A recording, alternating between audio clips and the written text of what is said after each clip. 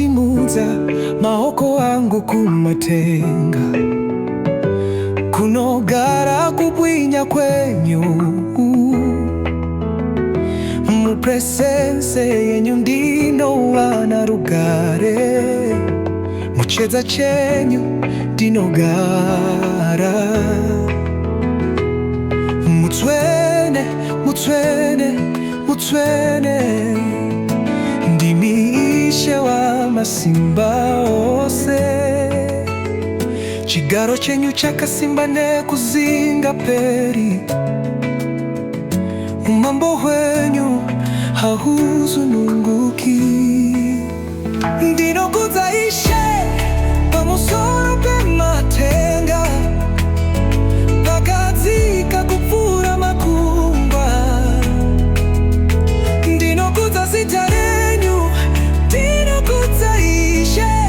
pamusoro pezvigaro zvose ndimimoga makakodzera Jesu ndinokuza imi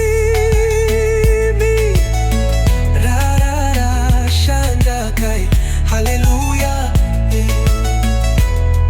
Maranatha Elohim, Hosanna, Kadosh, Kadosh, Kadosh, Adonai. Moto wenyu unopisa moyo wangu, moya wenyu unozadza nzvimbo ino, ndiriri kuona kwinya kwenyu kuchiburuka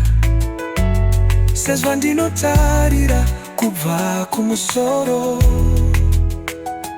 ndini Alfa na Omega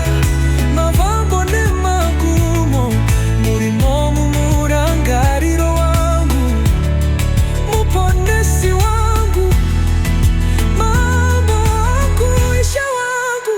ndinokudza Ishe pamusoro pematenga pakadzika kupfura makungwa ndinokudza zita renyu ndinokudza Ishe pamusoro pezvigaro zvose ndimimoga makakodzera Jesu ndinokudza imi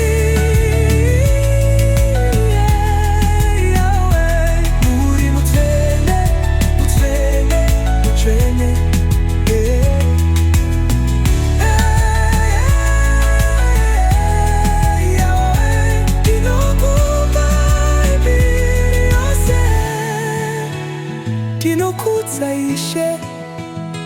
munzvimbo chene munzvimbo yakavanzika